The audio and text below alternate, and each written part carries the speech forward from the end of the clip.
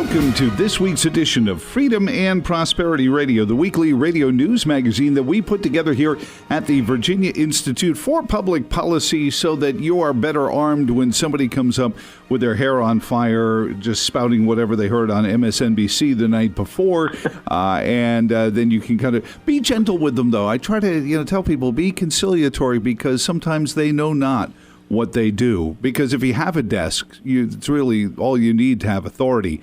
Joining us now from the Thomas Jefferson Institute, author at the Bacon's Rebellion website as well, prolific since the special session, and believe me, some sessions of the General Assembly are more special than others. He is Steve Hayner. Steve, welcome back to the program. How are you doing, sir? Thanks a lot, man. It's great to be back, and you're right. This was one of the lesser of the special sessions. It was not terribly exciting. Do you feel rescued? I mean, it was all about rescuing you. So the legislators are going to come home and tell you that you've been rescued. The buried in the governor's budget was millions of dollars for future COVID-19 mitigation programs. Right, unspecified. Yeah, but I mean, this gives me some concern that the governor or the government may know something that the rest of us don't know. The governor was left with about $800 million, I think was the number I heard, that was kind of unappropriated and yet sort of left to his discretion, which is always a dangerous thing to do. Even with the Democratic majority and Democratic control, I would like to see the legislature specify what money is to be spent on. But they did leave him with about $800 million in a pot. And, of course, it's a long time until they're back in town in January, so a lot can be done in those 4 months. Well, and an election for the entire House is coming up in between here and there, so it could be a radically different General Assembly, at least if you're, some of the pundits. From your lips to God's ears. They came to town. The governor had his set of proposals. As you noted, it was a very inside game. The governor and the key money committee members on the Democratic side decided what they wanted to spend the money on. They came to an agreement. They pushed it through with very few, with no discussion, not much public comment, no time to really study it. It came out, I think, on Friday, and they were in town the next Monday. On the House side, of course, they killed off any amendment the Republicans tried on the House floor. On the Senate side, there was some success. The Republicans did get a couple of amendments adopted on the Senate side, and they were able to get most of them in the final version. So I think that reflects the fact that the Senate is just a little bit more collegial, and they're not on the ballot this year. So they were willing to work a little more. And, of course, the Senate's just 21-19, so it's a much closer situation. So a couple of the Democrats went along, and some of the Republican amendments were accepted. But again, it was just, basically a big old spending plan, and you give the government $4 billion, and they'll find a way to spend it. I'm sorry, Steve, because I know I spoke to several members of the General Assembly about legacy programs and setting up things that, sure, we have this American Rescue Plan money, which I'm not even sure, the ink was dry on the paper yet when they started handing it out. But how much of this stuff is establishing programs that we later are going to have to try to find funding for in the budget? Again, I think there are quite a few small little acorns in there like that. It's more a question of establishing this attitude that government is here to rescue you from all the pitfalls of life. So one of the things that was a language amendment that shouldn't have been in there, but they've been doing this all along, is language that basically says, once again, that Dominion customers anyway, who have fallen behind on their electric bills, don't have to pay, until next spring. They have another 6 months apparently of a moratorium on their electric bills, and they extended the moratorium on evictions. And I think all of those are things that basically have been so well established now that the next time there's any kind of a crisis, people are going to look around and say, well, I want that. We did it before. I want that again. Yeah. And so I think it becomes established. And then, of course, the biggest item they did was the $800 and some million, which they're putting into the unemployment trust fund. And the unemployment trust fund, of course, has been depleted by all the unemployment over the last 18 months. it's usually filled by taxes on employers. Right. By putting the $800 million in, that will reduce the future taxes on employers. I think there'll still be some taxes. But again, they put some language in that delayed the impact of those taxes. Could that be because this is an election year? Gee, I don't know. But it just sort of makes me think it might be. And again, I think, there'll be an expectation next time that, okay, well, we'll just lay all these people off, and we won't feel any consequences because the government will fill the U.S. Unemployment Trust Fund up again. We won't have to worry about taxing the employer. So I just think that, what do they call that? Moral hazard, when you become used to something that in the long term is not going to do you any good. Yeah. And I think that's where we are with this $4 billion and the previous billions that have come down the pike. Well, and we see it on the grocery store shelves in the form of the inflationary pressure that's being put on products. And then, on top of that, the gasoline and motor fuels. Steve, one of the things, though, and using some of this money, some of our local jurisdictions in an effort to sound like such great free marketeers, somewhere Adam Smith is doing about 4,000 RPM in his grave.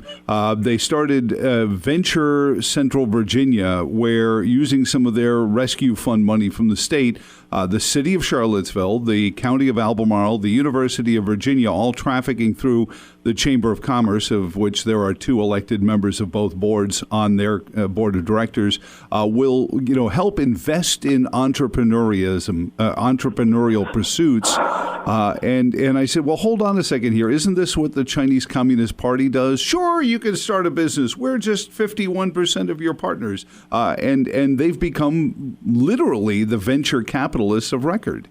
Again, as I said, COVID has created this incredible opportunity to completely remake the American political economy and the American actual economy. Mm-hmm. And you got to hand it to these guys. They see a crisis, they see an opportunity, and they took it. And they are doing what they can to completely remake the shape of this country. And under the guise of saving us all from COVID, the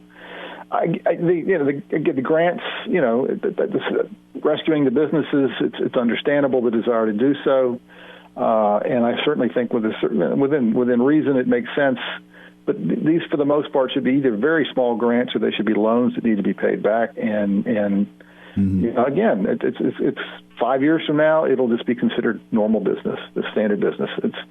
It's again, you already saw during the session.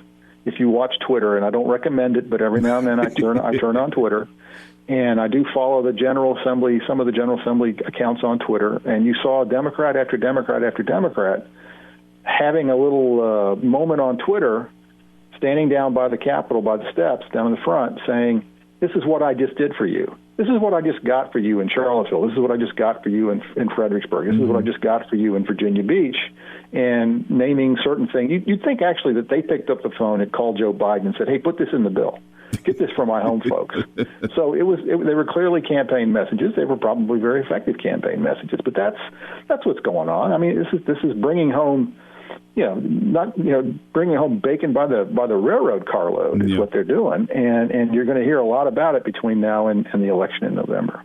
Steve Hayner is our special guest this week on Freedom and Prosperity Radio. Thomas Jefferson Institute, Bacon's Rebellion, 40 years in almost every facet of governing from the inside, from the outside.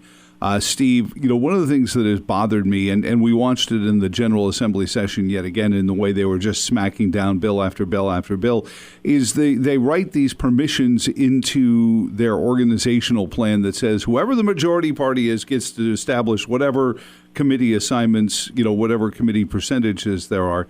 And I just feel like that's just saying, okay, here, 5-year-old, have the cookie jar, but you be careful with that cookie jar and don't eat them all. And then being surprised when they've eaten them all. There are committees right now in the General Assembly in 2 houses that are almost 50-50. I mean, they're a little bit to the Democrat on both sides, that are 9-3, to the majority party. It's actually a little worse in the Senate on that regard. They could adopt rules, and they actually, I think, in the House have a rule. Both of them actually have rules that indicate a requirement for parity, for partisan balance that reflects the reality of the total membership. But in practice, it doesn't always happen, and in some cases, it's outrageously unbalanced. I do think, and I watched it closely. I mean, when I started 35 years ago, I went to work for the Republican Party in Richmond full time, and was working a lot with the General Assembly before that. And the Republicans were being very badly treated. I mean, they had a third or more than a third of the members. They were having, in some cases, like one member on a committee or two members on a committee. Mm-hmm. And when the Republicans took over, under both, all three Republican speakers, I think, were pretty good about partisan balance on committees. Having suffered under it, their reaction was to make it better, not to play the payback game. Right. Yeah. And I think in the Senate they actually played a little more payback than in the House. But I do think the Democrats have made a mistake. I do think that they're behaving in the same overweening, arrogant manner that they were 35 to 40 years ago, and it may come back to bite them again. I hope it does. Steve, you cover extensively a lot of the energy issues. This is one of Governor Northam's, key platform planks, and strangely, not one Terry McAuliffe is campaigning on, saying, "Yeah, me too." Probably for a good reason, but for example, some of the carbon taxes we're going to start paying real soon. You're going to take the listener into the realities of RGGI. We've spoken about RGGI in abstract, but it's hitting their pocketbook next month, isn't it? Well, it's hitting a Dominion customer's pocketbook next month for sure. Dominion has made the decision to go ahead and just put it directly on your bill, to collect it dollar for dollar from the ratepayer, from the customer. And so that will begin with the September bills. The SCC just approved all that. It'll be about $170 million a year that they're paying into RGGI. Now, the other companies that are having to pay it, they'll just bake it into their price some other way. I mean, we all pay it eventually. Mm-hmm. The state will be collecting well over $200 million from this carbon tax. And again, it's a carbon tax that accomplishes very little because the utilities were shrinking their coal use anyway, mm-hmm. and shrinking their carbon emissions anyway. So basically, it's us paying money for what they were going to do without the tax at all. But the General Assembly will, of course, enjoy spending the $200 million in taxes. Right. But again, I mean, there's also a carbon tax we've discussed that they want to apply to gasoline and diesel, which is called the Transportation and Climate Initiative. That's the next step. And I've also wrote a piece pointing out that if they're serious about this, they're going to go after your home appliances. They're going to go after your natural gas stoves, your natural gas heat. They're going to force you to move to an electric heat pump. And that will cost people tens of thousands of dollars to convert their houses. It's already going on in England. In England, they're already basically telling people you have to get rid of your old furnace and go out and buy a heat pump. Mm-hmm. And it's going to cost them billions and billions of British pounds, and it will cost us billions and billions of dollars here. So again, it's you're right. It's not something McAuliffe is making a focus. I'd like to see more discussion. I hope the Republicans start a debate about this. McAuliffe's problem, of course, is that 8 years ago when he ran for governor, he was pro-natural gas, pro-pipeline. He was the biggest advocate for the Atlantic Coast Pipeline, for example. He he was all for that, all in. And of course now it's like it's dead, and he's pretending like he never heard of it. Right. So that's the problem he's got, is that the Terry McAuliffe of 8 years ago is not running on the ballot this time. This is a whole new mean and green and left-wing Terry McAuliffe.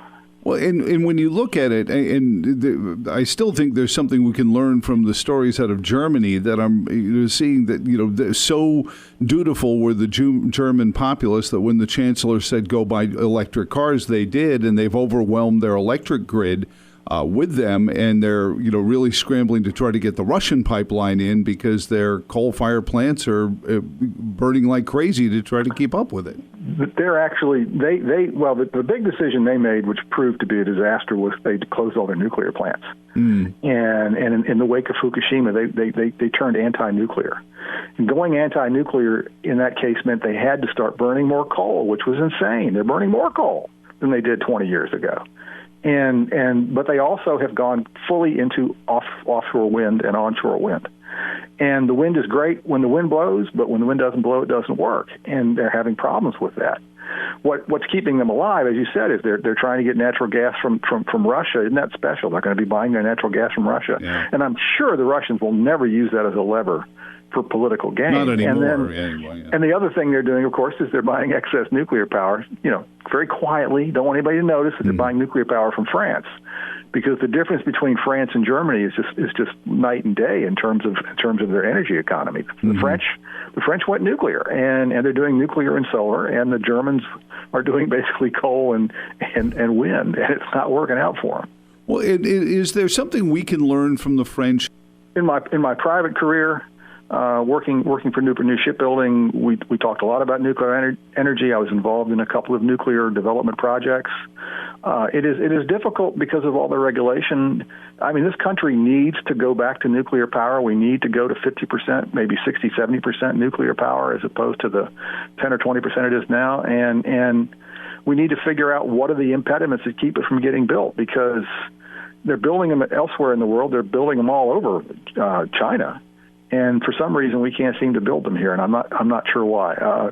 But I do think that's we're about to do. Thomas Jefferson Institute is going to host a conference in September, September 16th, and we've got a fellow talking named Michael Schellenberger, who some of you people have probably heard. Some of your listeners have probably heard of. He's going to give a presentation, remote presentation for this meeting, and he talks a lot about nuclear, and he talks a lot about how the renewable movement is just basically unreliable, and it uses a huge amount of land, and it doesn't make sense in the long term for what we're trying to do. I mean, we need a reliable energy source, reasonable cost, and that's basically a combination of some renewable, much more nuclear, and continuing with the natural gas. Mm-hmm. Well, it's ironic. Louisa County is clear-cutting massive amounts of trees down to build a solar array. Right, and what's the greatest way to store carbon? What's the most effective means of removing carbon from the atmosphere? That would be trees. Yeah, exactly. So what are we doing? We're cutting down trees. Talk about this. Nothing sounds more socialist than the percentage of income payment program. I was reading your piece about the State Corporation Commission. It's obviously something that isn't something yet because they haven't filled in the blanks on it. Right. It's coming. It's been approved though. They're still figuring out the amounts. Everybody in Dominion and APCO territory, and it will eventually spread to other utilities. Mm-hmm. Again, we'll be paying an extra tax on your bill to create a pot of money, and that pot of money will be used to subsidize the bills of anybody with 150% or lower of federal poverty. So you have a low-income family. That low-income family will have a set amount that they have to pay for electricity. If they use more, if they double their bill, you and I will pay it through that fund. They don't have to pay more than 6% of their income for electricity. And again, there are other states that do this. It's not something we invented in Virginia. And they're not all blazing Democratic states either. But it will be a new tax on your bill, and it will eventually be hundreds of millions of dollars as well. Well, and when you look at it, now the government has discovered a way to not address poverty outside of saying, okay, it is. It's like saying the sun rises in the east, and that these poor families are going to be poor, and let's just make sure they're comfortable. Somewhere I hear the ghost of Margaret Thatcher coming in. Most people don't know it, but it's coming out in this new rate case with Dominion over the course of the first few months of the COVID pandemic, and this was just like through August of last year. $206 million in Dominion bills were forgiven by the company and by the legislature. Mm-hmm. The legislature authorized that. Guess who's going to cover the $206 million? You only get one guess because it's not going to be the company. It's not going to be the legislature. It's going to be their ratepayers, mm-hmm. because they're going to take it out of any excess revenue, and money that could have come to you as a rebate will go to these folks to go to the company mm-hmm. to cover these unpaid bills. So again, they have found ways to hide these taxes on your electric bill, on other utility bills, so that you don't even see them, and they're hard to add up. They won't show up in the budget as a line item saying, Dominion's PIPP tax or Dominion's Reggie tax. You'll never see it because it'll just be buried there as non-general fund revenue. Well, it is unfortunately one of the, again, things that we've done where we have no inclination of trying to spur the economy into a better place where there are fewer poor people. We're just, softening the landing, it seems. Steve, where can people find out more about this event coming up coincidentally the day before we begin voting here in Virginia? The day you begin, we should have some information out over the next week. You can go to the Thomas Jefferson Institute Facebook page, and we will have the announcements on there. As a matter of fact, we will be streaming for the public. We will be streaming the event probably through that Facebook page on September 16th. And we will have a small audience in person. We'll see if the governor lets us have an audience in person, but we plan to. It's a location near Richmond that a lot of folks are familiar with, and hope to get a bit of an audience in person as well. And there'll be more information. JeffersonPolicyJournal.com is the best place to find most of what we've written on these various issues. JeffersonPolicyJournal.com, and just do a search on a topic and things will pop up. And again, like I said, we've got a pretty active Facebook page now. We've actually built it into something, so I would encourage people to check that out as well. Excellent. Thank you, sir, and you have a wonderful weekend. Thank you. Appreciate it. Bye. Coming up next, Paul Lott, founder of the National Society for the Advancement of Black Americans, on critical race theory. Gee, that doesn't sound like a page-turner, does it? Next on Freedom and Prosperity Radio.